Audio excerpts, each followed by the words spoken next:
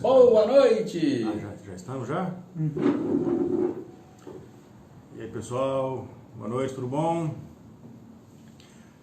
Boa noite, Leandro Coutinho. Juliano Malheiros. Pessoal, avisa a gente se tiver bom o áudio ou se não tiver bom, já dê um feedback para nós aí. Daqui a pouquinho a gente está aguardando nosso convidado entrar na live. É o Dr. Eduardo Damian. Vou ficar atento aqui a hora que ele entrar para a gente inserir ele aqui. Já tá aí, já.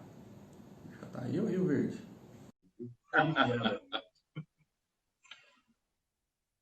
Tá conectando já, né? Pessoal, áudio ok, né? Bacana, todo mundo já avisando a gente. Beleza. Eu não podia perder essa piada aí. Boa noite. Boa noite, doutor. Já estamos escutando o senhor já. Daqui a Tudo pouquinho bem? o seu áudio. Daqui a pouquinho aparece sua imagem também. O senhor nos escuta? Escuto bem. Boa noite, doutor. Boa noite, tudo bem? Que fundo bonito de palácio. Fake. Bacana.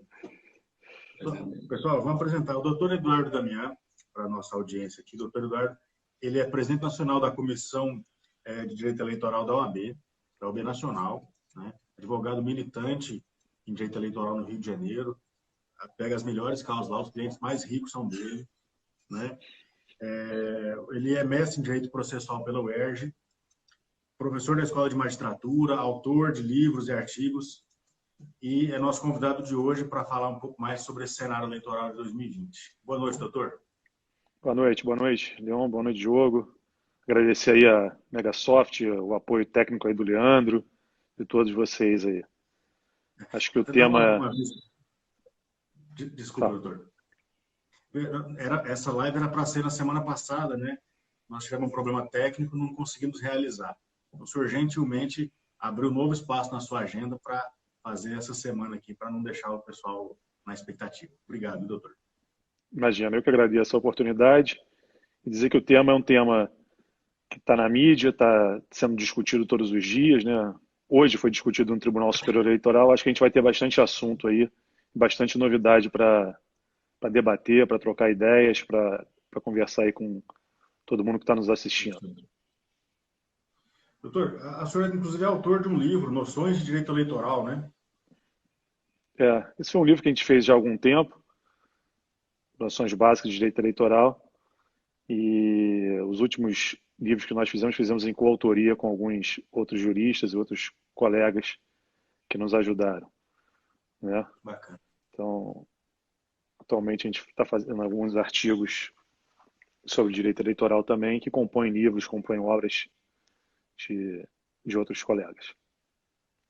Acho que a eleição esse ano vai ser tão diferente que vai dar para escrever outro livro, né? Só dessas eleições, né? Esse ano a eleição tende a ser diferente, né? A gente espera que a eleição ocorra de uma forma tranquila, né? Acho que a grande discussão hoje é se nós vamos ter ou não eleição municipal, né? A palavra é do Congresso, o Congresso Nacional é o único órgão, a Câmara e o Senado são os órgãos legitimados a discutir eventual adiamento das eleições em razão dessa pandemia, né? Então, a situação deve ser definida até final de junho e o presidente do Tribunal Superior Eleitoral, o ministro Luiz Roberto Barroso, tem conversado e tem debatido muito com os presidentes das casas. O senhor tem alguma notícia mais de bastidor? O senhor que é presidente de direito eleitoral, previsão dessa reeleição, Olha, se ela se mantém mesmo ou se vai para dezembro? O que o senhor acha? Desde que começou a surgir a discussão sobre eventual adiamento das eleições, a pandemia trouxe um cenário novo em vários aspectos no direito, né, nacional. O Supremo Tribunal Federal já mitigou, inclusive, a aplicação da Lei de Responsabilidade Fiscal. Então, para o direito eleitoral, começou a discussão sobre um direito eleitoral de crise, né, um direito eleitoral para permitir a realização da eleição sem colocar em risco a saúde da população. Desde o primeiro momento, a nossa Comissão Especial de Direito Eleitoral do Conselho Federal da OAB, nós debatemos, são advogados de todos os estados da federação, todos especializados na matéria de direito eleitoral, e elaboramos uma nota, um consenso, dizendo o seguinte: a Ordem dos Advogados do Brasil é totalmente contrária a qualquer tipo de prorrogação de mandatos municipais. Foi a primeira manifestação que nós fizemos. Não queríamos debater naquele momento adiamento ou não das eleições, estávamos ainda no final do mês de março, início do mês de abril, então para nós era muito recente, não se sabia como esse vírus iria se comportar no país, se poderia se encontrar um remédio eficiente, então não teria necessidade de uma medida oportunista de prorrogar mandatos de prefeitos e vereadores nessa atual conjuntura, né? Então, a primeira ideia que surgiu oportunista e absolutamente desnorteada e afastada das nossas normas constitucionais foi de unificar as eleições e prorrogar esses mandatos por mais 2 anos, ou seja, daríamos de presente para esses prefeitos e vereadores 50% a mais do mandato que eles receberam das urnas, né? Então, não seria nada absolutamente razoável, né, permitir que um sujeito que foi eleito para 4 anos ficasse 6 anos no poder. Então, nós imediatamente soltamos uma nota dizendo o seguinte: olha, somos absolutamente contrários à unificação de eleições, somos absolutamente contrários a qualquer tipo de mudança para esticar mandatos. Esse foi o nosso primeiro movimento da OAB. Em seguida, foi montado pelo nosso presidente Felipe Santa Cruz um grupo de trabalho para auxiliar e ficar em contato com o Tribunal Superior Eleitoral nessa época de pandemia. Nós já tivemos uma reunião 2 semanas atrás, devemos ter outra reunião na próxima semana, exatamente para debatermos eventual adiamento das eleições.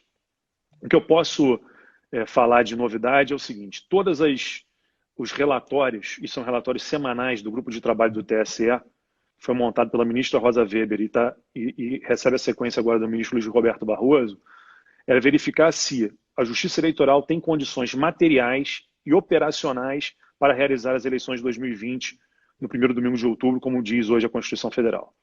E todos os relatórios, até agora, absolutamente todos, garantem que a Justiça Eleitoral tem condições operacionais e materiais de realizar as eleições no primeiro domingo de outubro de 2020.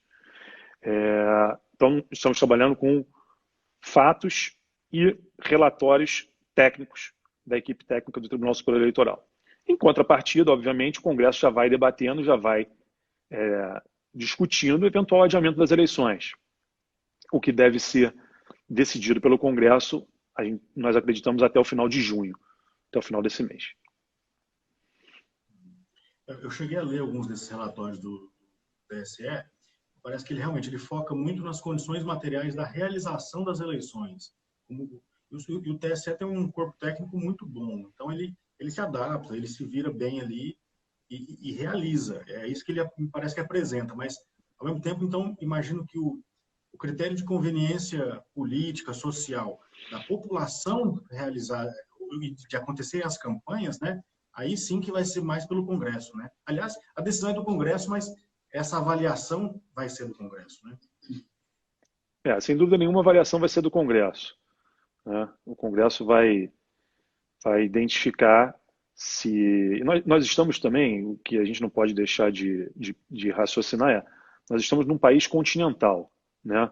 A epidemia aqui no Brasil, ela se alastra de forma não uniforme, né? Nós temos estados que estão com a epidemia num estágio mais avançado e outros estados que estão num estágio menos avançado.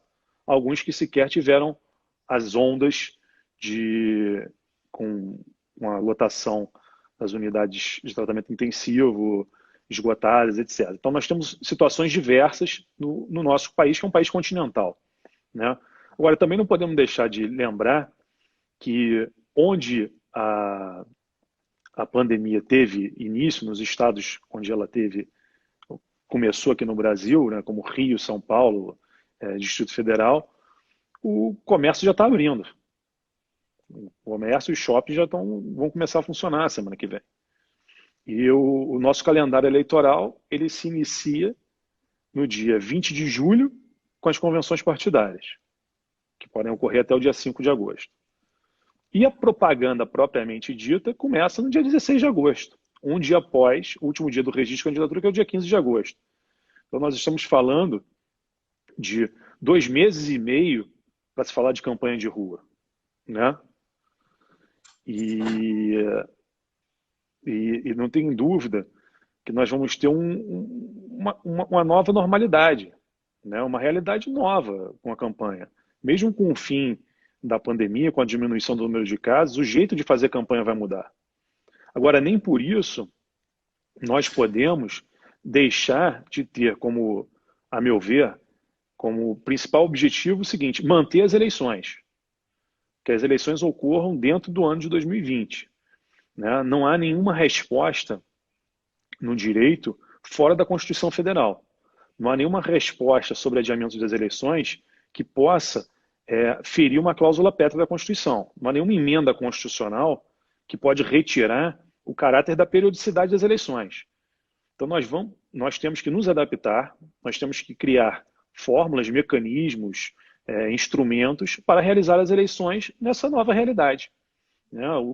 As lojas vão ter uma nova realidade, os restaurantes vão ter uma nova realidade, né? Os serviços vão ter uma nova realidade, as eleições vão ter uma nova realidade. Então isso nós vamos ter que enfrentar. Né? Então falar em adiamento não é tão simples quanto parece. Né? Jogar a eleição mais 30, 45 dias para frente tem algumas consequências práticas que têm de ser repensadas. O calendário eleitoral ele vai ser todo modificado. E nós temos algumas consequências e algumas decisões a serem tomadas sobre essa adequação do novo calendário. Uma pergunta que sempre vem à tona, e às vezes o senhor tem escutado isso, e às vezes tem alguma opinião.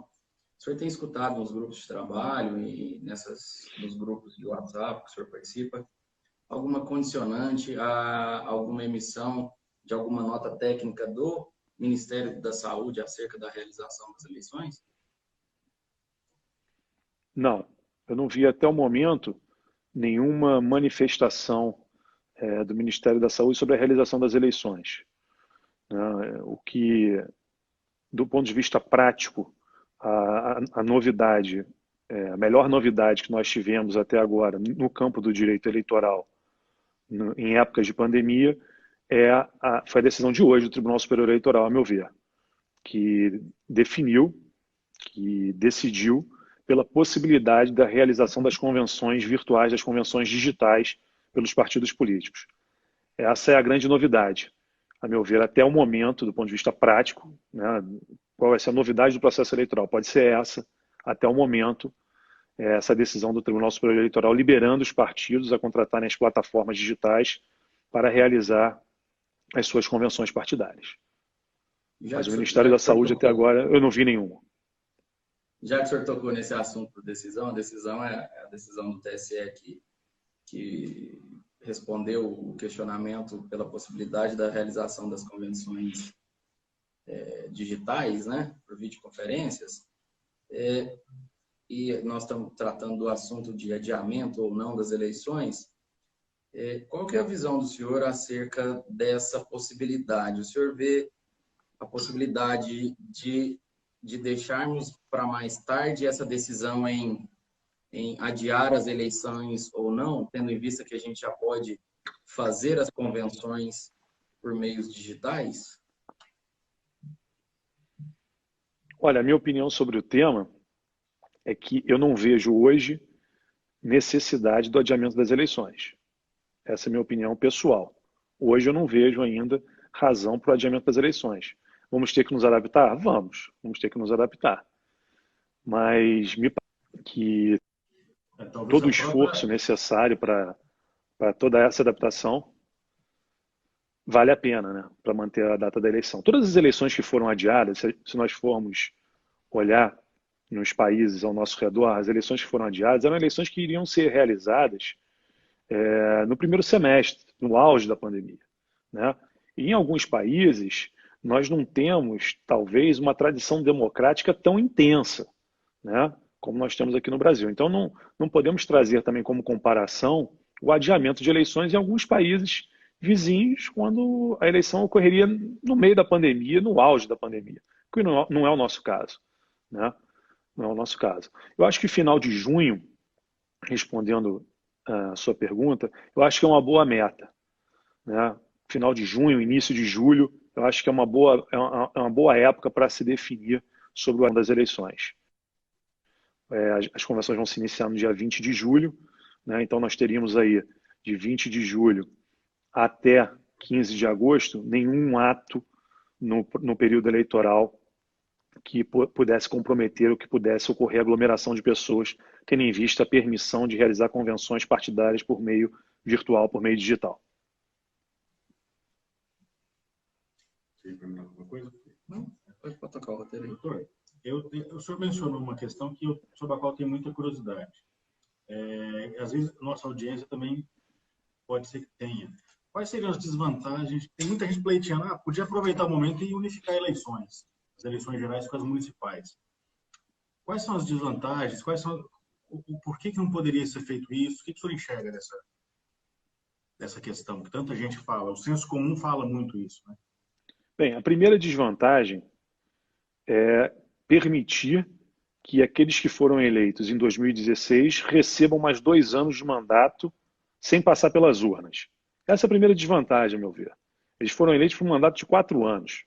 Então não é cabível que, por conta de uma emenda constitucional no auge de uma pandemia, se conceda mais 50% de mandato a esses governantes, né?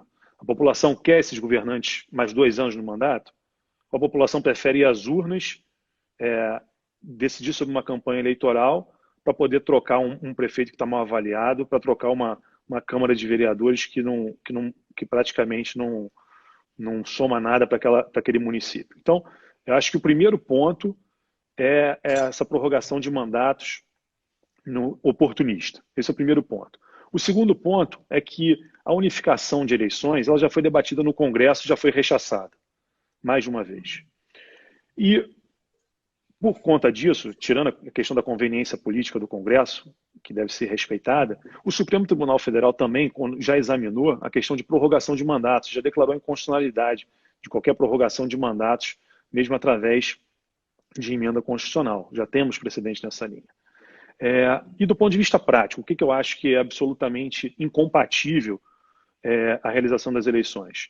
Os debates numa eleição municipal eles são muito diferentes de um debate numa eleição presidencial. A população ela não consegue, ela não tem condições, o eleitor não tem condições de distinguir as propostas municipais com as propostas presidenciais. Você terá um desvio programático e um desvio de propostas que não se complementam. Então, nós vamos ter debatendo a realidade do município, imagine um município pequeno, com 10 mil habitantes, com a realidade de um país, com o presidente, candidatos à presidência da República debatendo. Então, esse é o primeiro ponto, que o debate de ideias vai ser prejudicado. O eleitor não vai poder se aprofundar no conhecimento dos seus candidatos a nível municipal e a nível estadual e a nível nacional. Esse é o primeiro ponto. O segundo ponto é de logística. Realizar eleições de forma unificada traz um grande problema para a Justiça Eleitoral. O ministro Luiz Roberto Barroso já disse isso, já demonstrou isso várias vezes, dizendo o seguinte: olha, unificar as eleições traz um problema muito sério para a Justiça Eleitoral, né?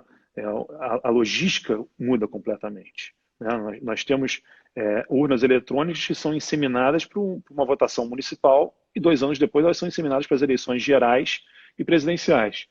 Então, você ainda traz para o eleitor uma outra dificuldade, que é a dificuldade de votar para diversos cargos no mesmo dia, né? Ele vai votar para vereador, prefeito, vice-prefeito, deputado estadual, deputado federal, governador, senador e presidente da República. Nós estamos falando de pelo menos 7 cargos, quando nós não temos 2 vagas de Senado na disputa. Então, isso também traz para o eleitor uma dificuldade. E pior, você traz filas quilométricas e aglomeração de pessoas para realizar uma votação dessa, sem um debate profícuo de ideias devidamente separado pelo ano da eleição. Então, acho que acho que nós não temos nenhuma vantagem nisso. Nós só temos desvantagens nisso. Prejudica o debate, prejudica o exercício do voto pelo eleitor, prejudica a logística do Tribunal Superior Eleitoral. Então, eu não vejo nenhuma vantagem na unificação das eleições. Sem falar na questão do fundo eleitoral. Se a sociedade já contesta, né, a aplicação de 2 bilhões de reais, cerca de 2 bilhões de reais, numa eleição municipal, quando nós formos juntar todas essas eleições, nós vamos ter que também aumentar o fundo eleitoral, não tenho a menor dúvida sobre isso. E fala-se muito de uma economia, se unificasse a eleição, eu também não acredito nessa economia.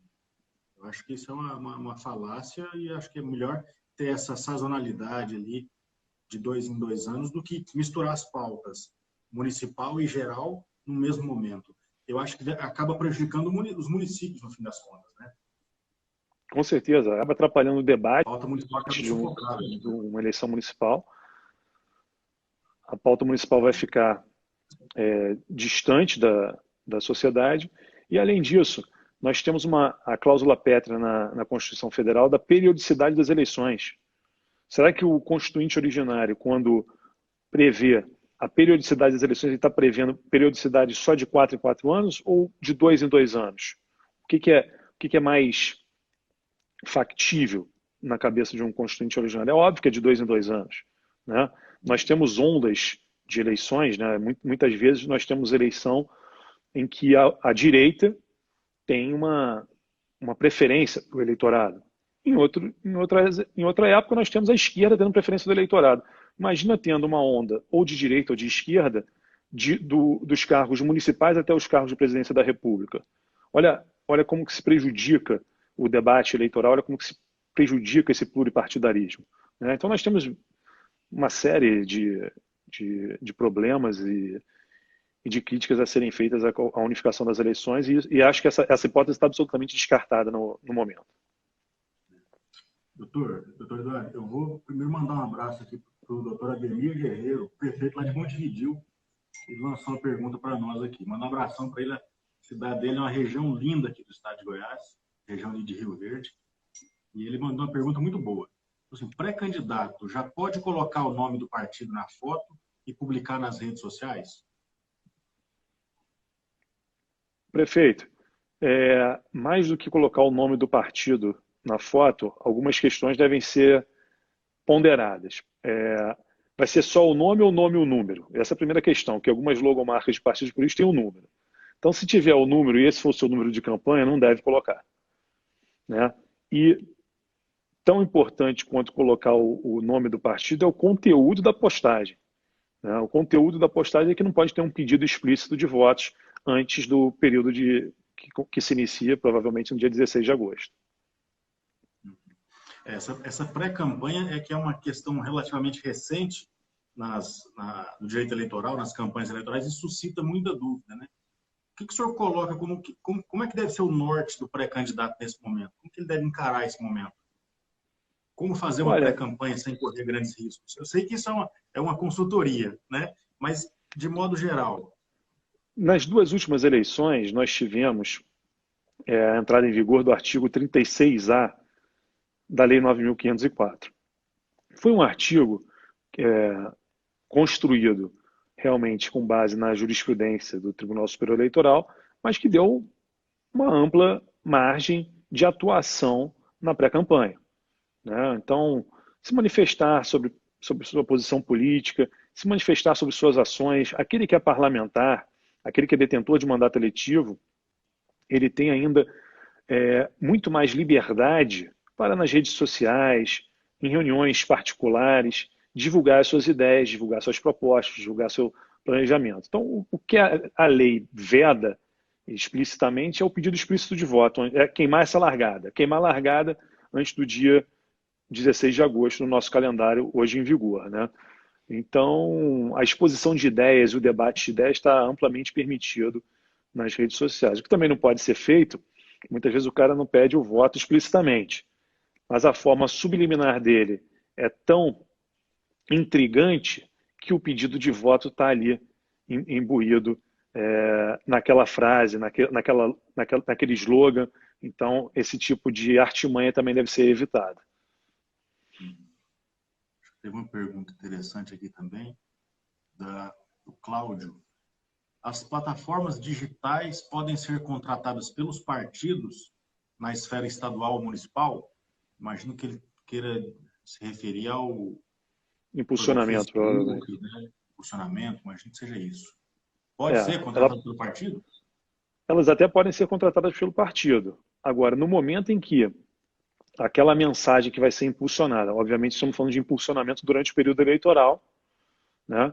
Se aquela mensagem for impulsionada durante o período eleitoral a favor de algum candidato, aquele gasto tem que ser revertido na prestação de contas do candidato, né? Então, o partido pode impulsionar uma postagem durante o período eleitoral, mas uma postagem que beneficie aquela agremiação, né? Então, vamos imaginar o voto da legenda. Poxa, vota na legenda tal, número tal, nosso partido, porque o nosso partido é defensor das causas tais, tais e tais. Aí é uma postagem do partido político. Então, esse custo com esse impulsionamento fica na prestação de contas do partido político, porque é uma propaganda voltada para o partido. Se aquela propaganda e aquele impulsionamento for voltado para um determinado candidato, o ideal é que aquele determinado candidato arque com essas despesas e pague por aquele impulsionamento durante a campanha eleitoral. O Leandro Coutinho também faz uma pergunta pertinente para esse momento que nós estamos agora de pré-campanha. Nós já vimos nós já sabemos aqui, nossa audiência já sabe que pode fazer vaquinha virtual já, que o prazo já está aberto. Mas esses recursos, Perfeito. Eles podem ser utilizados já para a pré-campanha, para o impulsionamento na pré-campanha, os recursos pela vaquinha virtual? Não. Os recursos da vaquinha virtual, eles vão ser arrecadados e, em caso de escolha em convenção partidária, e após o registro de candidatura, e após a abertura da conta bancária específica de campanha, esses recursos devem ser transferidos para a conta bancária específica de campanha. Então, a vaquinha virtual, ela, na verdade, é uma poupança para, se aquele sujeito for escolhido candidato, ele utilizar aquele dinheiro na sua campanha. Então, nesse momento, ele não pode usar em pré-campanha, não. Só tem acesso a esse recurso se a candidatura dele for aprovada, passar pela convenção, ele registrar a candidatura, né, e abrir a conta bancária, o CPF, né, de campanha, o CNPJ de campanha, né? Só aí ter acesso ao recurso, né? Exatamente. Só assim que ele vai poder ter acesso a esses recursos, para poder gastar esses recursos. Doutor, eu estava até pensando aqui, já tem alguns dias, refletindo sobre, às vezes, essa vaquinha virtual parece um negócio muito inacessível, especialmente para um candidato a vereador de um município pequeno, aqui do interior do estado. Claro, isso não é para mim, eu sou da campanha mais tradicional. Mas me parece que, mesmo que, às vezes, não é nem uma ferramenta de arrecadação mesmo, mas é uma ferramenta de pré-campanha que parece muito interessante, né? Porque se a legislação, além de ser uma ferramenta para arrecadação, é uma forma do candidato informar que vai ser candidato, né? Muitas vezes ele não tem mandato, é a primeira vez que ele é candidato, é uma forma dele se comunicar com os seus conhecidos, né, para dizer o seguinte: olha, vou pleitear minha candidatura na convenção partidária. E com isso se faz política, né? Se faz uma divulgação da sua pré-campanha, de forma lícita, sem dúvida nenhuma, né? Nós estamos falando do adiamento, né, das eleições. Eu queria só fazer se a gente não for voltar nesse tema, eu queria deixar... Perfeito, pode... Eu queria deixar consignado assim algumas preocupações que a gente tem que ter em caso de adiamento das eleições. Reflexões. Nós temos hoje em vigor a lei da ficha limpa, que prevê um prazo de inelegibilidade de 8 anos para aquele que foi condenado numa ação eleitoral. Então, a eleição de 2012, ela ocorreu no dia 7 de outubro. Segundo a jurisprudência majoritária hoje do TSE, esses 8 anos vencem no mesmo dia do mês de outubro. Ou seja, esse candidato, que foi condenado lá em 2012, ele está inelegível em tese até o dia 7 de outubro de 2020. correto? Então, no dia da eleição, 4 de outubro, ele está inelegível e, em tese, não poderia concorrer. Se nós adiarmos a eleição para algumas semanas posteriores, o que nós vamos ter? Nós vamos ter um prazo maior do que 8 anos para esses candidatos. Então, nós vamos ter uma possível liberação de candidatos que não estariam elegíveis para a disputa das eleições de 2020. Essa é uma questão a se pensar. Né? O prazo da lei complementar é o prazo de 8 anos. Se nós prolongarmos a eleição em 2020, nós vamos ter um prazo maior do que 8 anos e esses candidatos estarão liberados para disputar a eleição. Esse é um primeiro ponto de reflexão para eventual adiamento das eleições, e isso muda o cenário em centenas de municípios. Correto? O candidato que tomou uma condenação lá em 2012, cumprindo o prazo de 8 anos, não estaria elegível por uma questão do dia, né, esse ano. 3 dias. Se adiar, ele entra, né? Exatamente. Isso altera o cenário Esse é um eleitoral. ponto. Altera o cenário eleitoral. Então é um ponto a se pensar. Né? E vão surgir discussões. Não, então vamos manter os prazos de inelegibilidade como se o calendário eleitoral não tivesse mudado. Então nós vamos fazer uma mudança da lei complementar que trata das inelegibilidades só para esse ano? Não é nem um pouco razoável. Não é nem um pouco razoável. Né? Isso serve para a gente refletir. É para provocar. Né? O ideal é que já tivesse no bojo da PEC, se for adiar, né? Para saber, para dar previsibilidade nisso aí. Né? Senão vai jogar tudo no colo do judiciário. Né? Mas são questões que têm que ser definidas. Né? É Um outro ponto.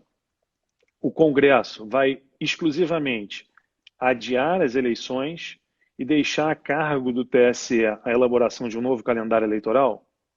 É uma outra discussão. Na PEC, nós vamos ter uma outorga ao Tribunal Superior Eleitoral para elaborar um novo calendário eleitoral, porque nós temos prazos na lei eleitoral que são fixados em meses, em dias, e outros que são fixados em datas exatas. Né? Por exemplo, da vaquinha virtual é 15 de maio, que começou. Né? Do apresentador de rádio e televisão sair do seu programa para poder ser candidato é 30 de junho. Né? E nós temos outros prazos que são em meses, como prazos de desincompatibilização de 4 meses, de 6 meses. O prazo de inelegibilidade, que são de 8 anos. Né? Então, são situações que não é simples. Vamos adiar as eleições e ponto. Né? Vamos adiar as eleições, sim. Mas e essas consequências, esses reflexos? Né? Um outro ponto. Tem se discutido sobre adiar as eleições para dezembro. Vamos colocar em 6 de dezembro o primeiro turno e 20 de dezembro o segundo turno. Tal. Tudo bem. E a prestação de contas desses candidatos que disputaram o segundo turno? Hoje, quem disputa o segundo turno tem até 20 dias para apresentar suas contas. Eles vão tomar posse antes de apresentar contas? Ou eles vão tomar posse condicionada à sua apresentação de contas? Não vai dar tempo de julgar essas contas, obviamente. Né? Então, tudo tem que ser pensado. Né? Então, por isso que eu sou contra o adiamento das eleições até o momento. Mas se nós formos adiar, o ideal é que não aconteça. Agora, se nós formos adiar, tem que ser pelo menor período possível. Né? Isso o ministro Luiz Roberto Barroso também já disse. Hoje nós estamos tendo um dos prazos de desincompatibilização, de 4 meses, é hoje, né? E mantida a data.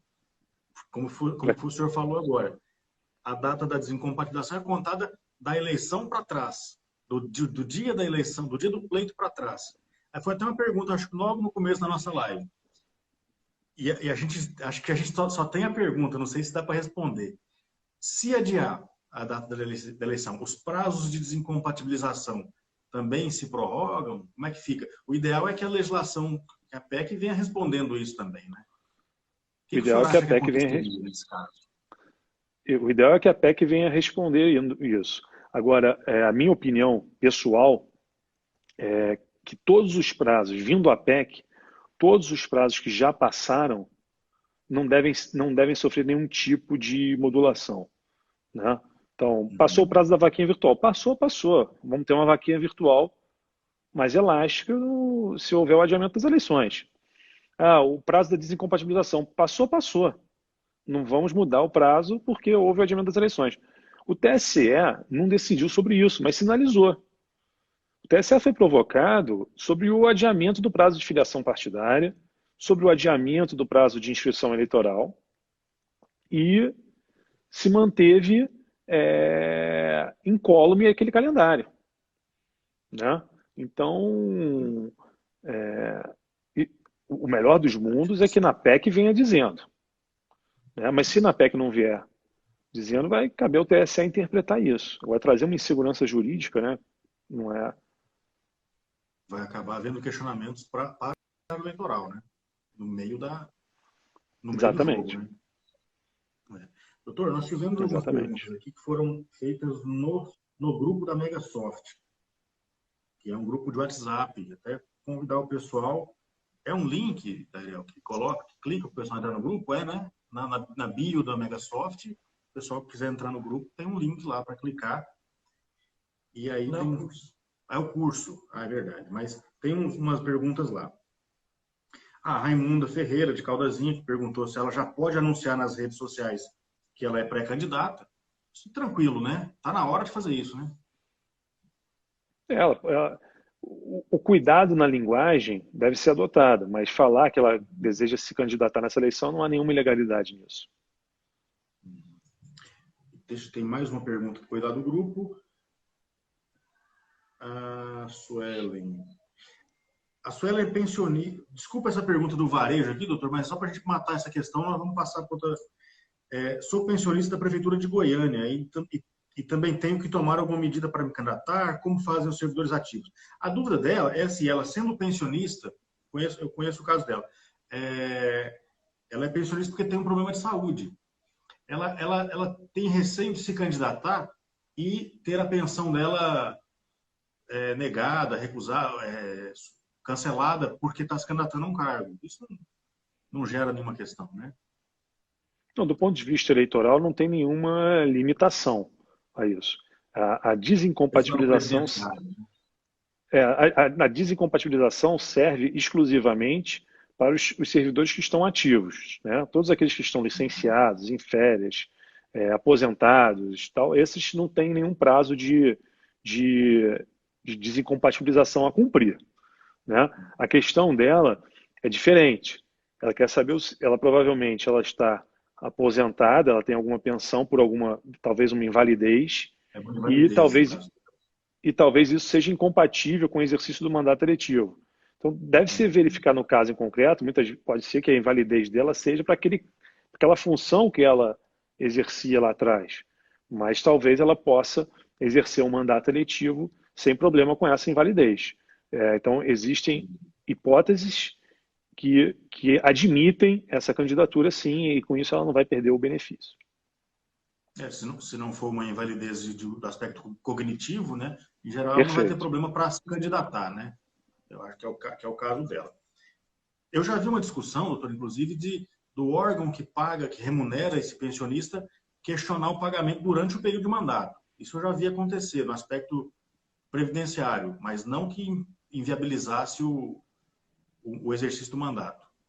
Enfim, aí é uma outra discussão também, que nem é tanto a nossa seara.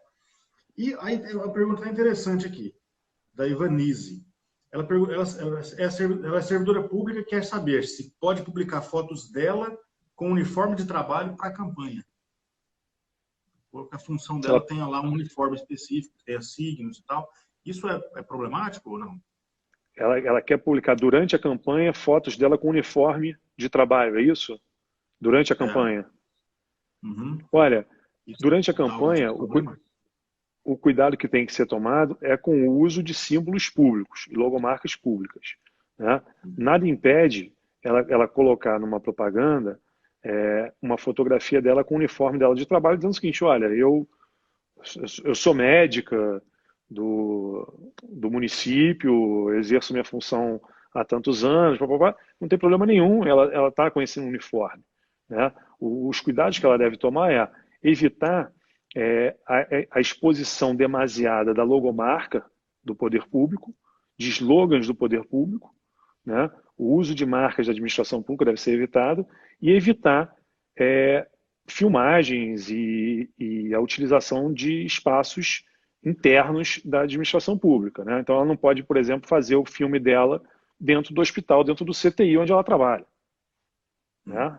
Ela pode fazer isso, ela pode fazer na porta do hospital, ela pode usar o uniforme dela, tomando cuidado para não ter uma exposição demasiada da logo, do slogan da prefeitura? Pode, não tem problema nenhum. Acho que o som voltou aí, pessoal. Acho que alguém falou que o som sumiu. Está todo mundo ouvindo? Eu estou ouvindo bem. Tá. Só para esclarecer o pessoal que o doutor Diogo, ele teve que sair um pouquinho, ele tinha um compromisso, uma reunião aqui do lado, na sala do lado, pelo jeito a reunião segurou ele lá. Mas acho que até o final, de repente, ele volta, viu, gente? Só para falar o que o Leão fez com o Diogo. Não, é questão interna dele do escritório aqui, viu? Doutor, deixa eu ver o que mais sobrou. Nós já falamos de tanta coisa aqui que a pauta mesmo... Ó, o Diogo está voltando aqui, ó. O pessoal estava me xingando que você não estava aqui, falando que eu tinha te agredido, te expulsado. Vou voltar aqui. Eu tô com... Desculpa, professor. Estou com um grupo de trabalho aqui no escritório de Direito Eleitoral e eles estão reunidos aqui. Eu tinha que dar uma assistência lá que tinha marcado. Desculpa. Rodando 2 pratos. Imagina. E ele fez live mais cedo hoje, inclusive, outro evento online. Está corrida. Imagina. Deixa eu... Doutor, que você coloca... Bom, as convenções, a possibilidade de convenções virtuais nós já falamos, né? Você enxerga alguma dificuldade na implementação disso? Ou acha que os partidos vão se adaptar com facilidade a isso? Leon, os partidos já estão até editando resoluções. Eu já recebi resoluções de 3 partidos políticos, resoluções internas, né, dos partidos políticos, já regulamentando a utilização de convenções digitais. Os partidos estão antenados, estão muito preocupados com esse cenário, né? Só lembrando que hoje foi respondida a consulta no TSE, né? E com base tanto no parecer técnico do TSE, como também com base no parecer do Ministério Público Eleitoral, a unanimidade dos ministros do TSE decidiu pela possibilidade de realização de convenções digitais, convenções virtuais. E foi montado também, foi decidido também que será montado um grupo de trabalho que irá esmiuçar, colocar os detalhes da realização dessas convenções virtuais. Então, por exemplo, a lei diz que a convenção tem que ser lavrada em um livro aberto e rubricado pela Justiça Eleitoral. Né? Nós sabemos disso. Como é que fica isso numa convenção virtual? Né? Provavelmente o secretário do partido, o presidente do partido, vai lavrar a ata do que aconteceu na plataforma digital, né? E aquela ata, no livro aberto e rubricado pela Justiça Eleitoral, aquela ata vai ser escaneada e vai ser colocada no sistema do Candex. Eu não sei se ainda é o Candex, que é o do registro de candidatura, por exemplo. É o Candex. Então, Candex que chama, né? Que são tantos nomes, né? Que a gente pode acabar confundindo. Tantos sistemas, né? Módulos diferentes. Tantos sistemas, que às vezes a gente se confunde. Mas, então, são pequenos detalhes que os partidos vão ter que obedecer, e aí esse grupo de trabalho do TSE vai auxiliar a corte, mas até final de junho isso vai estar decidido, e a editar uma resolução específica das convenções digitais. Aliás, me parece um negócio um pouco anacrônico a gente ainda exigir a existência de um livro de ata do partido, transcrito à mão, não sei o quê. Me parece um negócio tão do século passado, né? Isso aí devia ser, no máximo, uma folha lá no mural, digitada rapidinho, assinada, claro, obviamente, por todos. Não, e o livro aberto e rubricado. Pessoas honestas participando das convenções, né? Não, presumindo que o livro aberto e rubricado pela Justiça Eleitoral, né? Você tem que comprar, para quem não sabe o que é isso, tem que comprar um caderno na papelaria, levar no cartório antes, pegar um carimbo da Justiça Eleitoral. Parece um negócio tão antigo, né? Que devia ser uma ata feita no momento ali e assinada por todos. Né? Então, somente, não um caderno de ata. Né? Eu tenho certeza que daqui Eu tenho certeza que daqui a alguns anos o TSE vai ter um novo sistema das convenções digitais. Possivelmente, talvez uma nova resolução para isso também. Uma nova resolução e prevendo, possibilitando os partidos utilizarem uma plataforma digital do próprio tribunal. Possivelmente. A Cris Amaral, acho que ela já perguntou algumas vezes aqui, o prazo de desincompatibilização para candidato a vice-prefeito. O mesmo que o prefeito, né? 4 meses, né? 4 meses para aqueles cargos de maior destaque, né? Um secretário, um presidente de uma autarquia, né? E mais para o servidor público comum, aquele que tem um cargo em comissão comum, ou um servidor público concursado comum, o prazo continua sendo de 3 meses para todo e qualquer cargo. Aquele que não tem cargo de chefia. Lembrando são que nós 3 temos meses. muita jurisprudência, né, doutor, de casos de atuação de fato no cargo. Às vezes está nomeado num cargo que não é de chefia, mas de fato ele está sempre desempenhando o cargo de chefia. E se nesses 30 dias o adversário conseguir caracterizar que ele exercia o cargo de chefia, certamente ele poderá ter problema nessa desincompatibilização dele. A desincompatibilização, ela só opera em dois pontos, né? A desincompatibilização do ponto de vista formal, que é o ato de exoneração do cargo no Diário Oficial, mas tão importante quanto o ponto de vista formal é o ponto de vista prático, se ele está realmente afastado de fato daquelas funções de chefia, que é mais importante ainda do que o afastamento formal. Nós tivemos um caso, só para ilustrar, que faz uma distinção muito perfeita sobre o afastamento de fato e o afastamento formal. Na eleição de 2008, um candidato a prefeito do Rio de Janeiro, ele exercia o cargo de secretário de Estado. Então, o prazo de desincompatibilização dele é 4 meses. O Diário Oficial, com a sua exoneração, rodou 2 dias após o prazo final, o prazo fatal. No entanto, ele estava afastado de fato das suas funções porque ele estava numa viagem ao exterior. E como essa viagem ao exterior era por um motivo particular e durante essa viagem ao exterior tinha outra pessoa exercendo o cargo de secretário, o grande fundamento para afastar o indeferimento do registro foi o afastamento de fato. Porque ele estava numa viagem ao exterior. E esse afastamento de fato foi o que autorizou o deferimento do registro de candidatura dele. Tão importante quanto o afastamento formal. Talvez até mais, né? Como foi nesse Muito caso mais. aí, né? Porque a ideia da disponibilidade é tirar a pessoa do acesso ao público para ter um privilégio, pedindo apoio político, pedindo voto ali, né? Enquanto exerce sua função pública, né? Exatamente. Ao passo que a gente tem o caso também, acho que é o que o Joe quis dizer, né? O cara se afasta formalmente, mas ele vai lá todo dia na secretaria tomar café e aí ele fica ali. Aí passa um pouquinho e vai embora para disfarçar a volta. Não pode fazer isso, ele vai correr o risco de ter uma denúncia. Corre um risco. O presidente sindicato gosta muito de fazer isso. Verdade. Não só na secretaria. E nos dias de hoje, né? Qualquer um filma uma situação, grava uma situação, né? Então hoje em dia não tem mais segredo, né? Ele se expor, correr o risco do indeferimento do registro, de uma cassação futura, uma inelegibilidade futura, por conta disso é uma besteira, não vale a pena. Doutor, até aproveitando aí, a gente entrou num assunto que eu queria te perguntar, um assunto até mais espinhoso.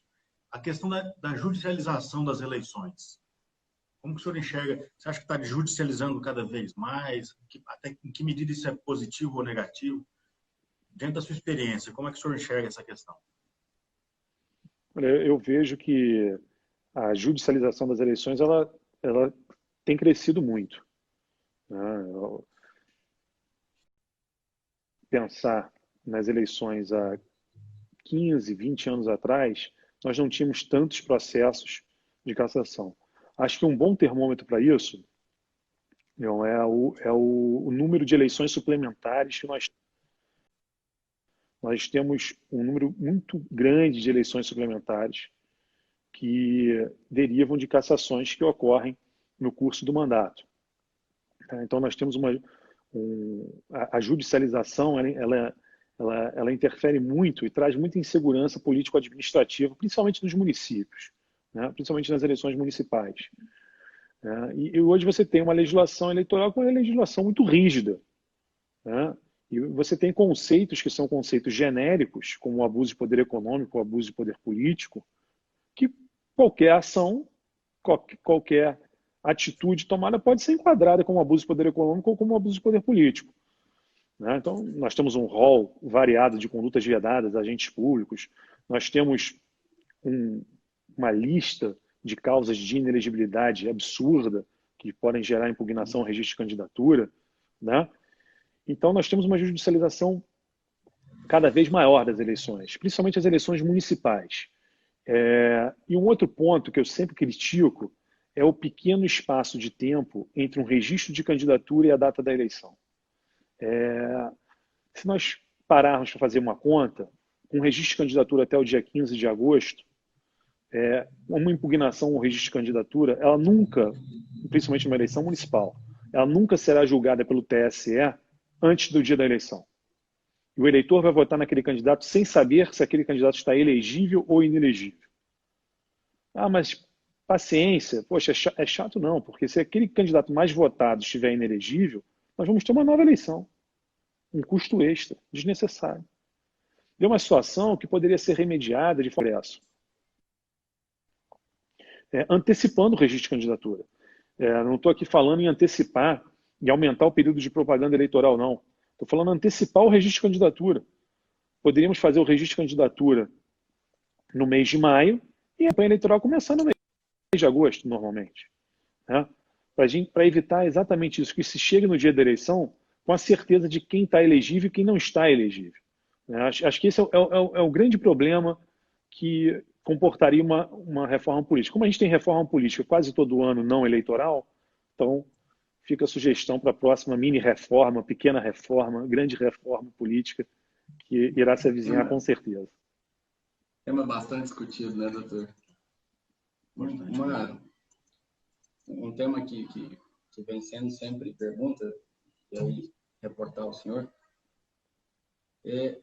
como o senhor vê se tivermos uma mudança da data das eleições, aqueles casos em que a pena acabariam após a eleição. Comentou isso agora um pouco. Comentou? Comentou. Então, perdão. Eu fiz esse comentário, Diogo, exatamente. Falei que um dos problemas no adiamento das eleições são as consequências desse adiamento. E uma das consequências é aquele prazo de 8 anos de inelegibilidade para quem foi condenado em 2012, por exemplo, que, em tese, estaria inelegível para 2020, por conta dos 8 anos que terminariam no dia 7 de outubro e a eleição ocorreria no dia 4 de outubro de 2020. Se nós alongarmos a eleição, esse prazo de 8 anos contados, que obviamente é contado lá de 7 de outubro de 2012, ele vai se findar antes do dia da eleição. Então, pela jurisprudência hoje majoritária do TSE, esse estaria livre para disputar o pleito. Salva um monte de gente, eventualmente. Salva um monte de gente. Inclusive, se não me engano, a lei da ficha limpa está fazendo 10 anos, não sei se é hoje ou essa semana. Porque ela é de 2010, Verdade. Né? Só que ela só foi utilizada na eleição de 2012. Mas ela é de 2010. Que há muita crítica em relação a ela também, né? Muita gente fala que ela diminuiu o rol de candidatos, né? Não necessariamente por questões de corrupção. Né? Uma rejeição de contas tira um potencial candidato, e em que medida que isso talvez enfraqueça a democracia, né? Há uma certa crítica, apesar de elas terem muito celebrado também. A minha crítica em relação a ela não é... Eu não tenho nenhuma crítica em relação a esse ponto, não. O que me parece que a gente vai precisar enfrentar é o ponto da contagem dos 8 anos. Né? Se você for levar em consideração, os 8 anos contam desde uma decisão proferida por órgão colegiado e vai continuar contando depois do trânsito em julgado. Se da decisão proferida por órgão colegiado até o trânsito em julgado demorar 10 anos, esse cara vai ficar mais do que 18 anos inelegível. Né? Concorda comigo? Então, assim, ele tem uma decisão proferida por órgão colegiado. Esse é o grande problema. Ele tem uma inelegibilidade quase que eterna. Né? Então, acho que isso um dia tem que ser enfrentado pelo Supremo. Né? Tudo bem que ele tem a opção de conseguir... Eu tenho cliente que está com 13 anos. Porque E, ele vinha de uma outra causa anterior e agora ele foi condenado posteriormente, então ele acabou ficando aí, nós já estamos com 13 anos dele, com os direitos políticos cassados. Um ostracismo político. Né? Uma dificuldade enorme. Né? Tudo bem, tem a opção de obter uma suspensão dos efeitos dessa condenação, lá pelo artigo 26C da lei complementar, tudo bem. Mas não é simples, não é uma tarefa simples. Conseguir uma suspensão de uma decisão, por exemplo, de improbidade administrativa não é simples, não é uma tarefa simples. Né? Principalmente quando você está falando de um recurso especial que não cabe reexame de matéria de prova, reexame de matéria fática. Então, é uma dificuldade. Esse recurso especial adormece durante 5, 10 anos para ser julgado e ele permanece inelegível. Né? Então, e por aí vai. Essa é uma crítica que eu faço, que uma hora a gente vai ter que enfrentar esse tema. E já são 10 anos da lei. Então, já é um momento que a gente poderia enfrentar esse tema. É verdade. Doutor, nós estamos quase terminando aqui o nosso tempo. Temos 3 minutos. Considerações finais que o senhor apresenta aí para os nossos ouvintes, espectadores. Olha, primeiro eu gostaria de agradecer a oportunidade, agradecer as perguntas, dizer que foi um prazer aqui debater com vocês, com pessoas do Brasil inteiro, e dizer que mesmo em momentos de pandemia, a nossa democracia ela pode envergar, mas ela não quebra. Né? E aqui, em tempos de crise, a nossa Constituição ela vai se fazer mais forte. Falo aqui também em nome da Comissão de Direito Eleitoral da Ordem dos Advogados do Brasil.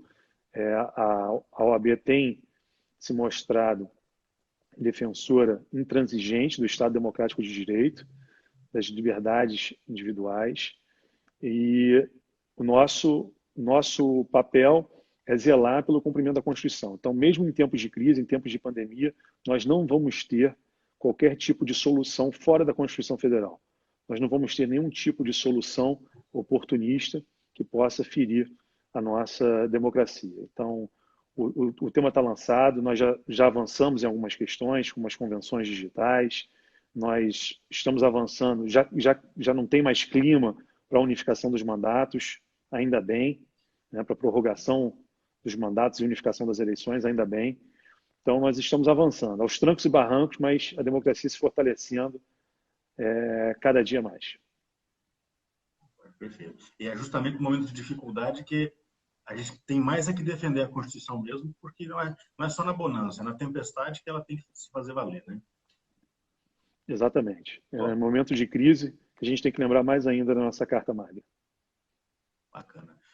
Deixa eu só avisar o pessoal, semana que vem nós não vamos ter live, a gente já está quase uma tradição, toda quinta-feira aqui, live da Megasoft, pelo Megatalks, mas semana que vem nós não vamos ter, é feriado, me parece, então, apesar de que feriado na pandemia, né? Feriado, mas só para os tristes.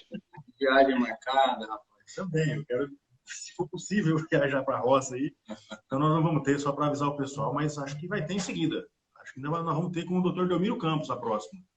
Membro da Brasil. Ótimo colega. Né? A outra live. Bom, ótimo colega. Foi uma honra. Desculpa. O prazer foi meu. Eu que agradeço. Teremos outros momentos para discutirmos direito eleitoral. Muito obrigado. Obrigado a todo o pessoal que acompanhou até agora. Grande abraço. Grande abraço. Tudo de bom. Está encerrado.